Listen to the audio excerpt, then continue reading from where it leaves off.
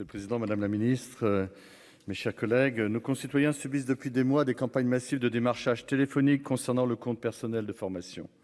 Ces appels incessants ont pour objectif tantôt de s'enquérir du solde de leur compte, tantôt de les inciter lourdement à souscrire à des formations plus ou moins douteuses ou sérieuses. Le compte personnel de formation est un formidable outil au service de nos concitoyens, de leurs compétences et de leur productivité. Depuis 2015, il permet aux Français qui le souhaitent de financer des formations continues grâce à leurs cotisations. Que ce soit pour se perfectionner dans leur emploi actuel ou bien pour se reconvertir dans une autre voie professionnelle, les Français s'en sont largement emparés. Rançon du succès, à mesure que le nombre de formations continue d'être dispensées, le nombre de fraudes, lui, s'est multiplié. Dans le flot des sollicitations que nos concitoyens reçoivent, de nombreuses offres ne sont pas légitimes. Poussés à conclure des contrats de formation, beaucoup ont constaté que la qualité n'était pas au rendez-vous. Pis encore, certaines formations ne sont tout simplement pas dispensées. Les fraudeurs se contentent d'encaisser le paiement.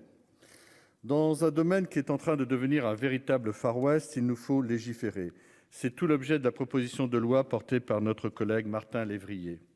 Voté à l'Assemblée nationale avec le soutien du gouvernement, ce texte propose plusieurs mesures de bon sens. Il pose tout d'abord le principe de l'interdiction de tout démarchage relatif au compte personnel de formation.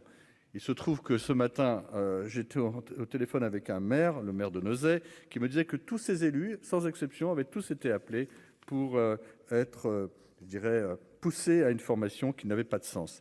Bien entendu, cette interdiction ne s'oppose pas à ce que le bénéficiaire d'une formation souscrite soit contacté par l'organisme pour les besoins de cette formation. Ensuite, cette proposition de loi met fin à une pratique problématique à bien des égards. Le portage Qualiopi pouvait s'apparenter à un détournement de certification qualité. Une société certifiée faisait bénéficier une société qui n'était pas de sa certification. Désormais, sous-traitant ou non, les organismes de formation auront l'obligation d'être référencés auprès de la plateforme Mon compte formation. Cette obligation est suivie de produire des justificatifs attestant le sérieux et la qualité des formations ainsi dispensées.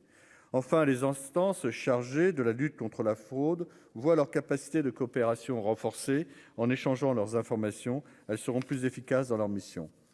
Nos concitoyens ne seront plus importunés et auront accès à des formations de qualité. Le renforcement du contrôle du système de contrôle du compte personnel de formation permettra de mettre un coup d'arrêt à la fraude qui s'y développe. Bref, un consensus se dessine autour de ce texte. Nous souhaitons que l'adoption de ce texte équilibré soit la plus rapide possible. Ainsi, nos concitoyens pourront bénéficier au plus tôt de ses effets. L'ensemble du groupe Les Indépendants votera donc en faveur de cette excellente proposition de loi, Monsieur Lévrier. Merci, cher collègue. La parole est maintenant à Madame Mélanie.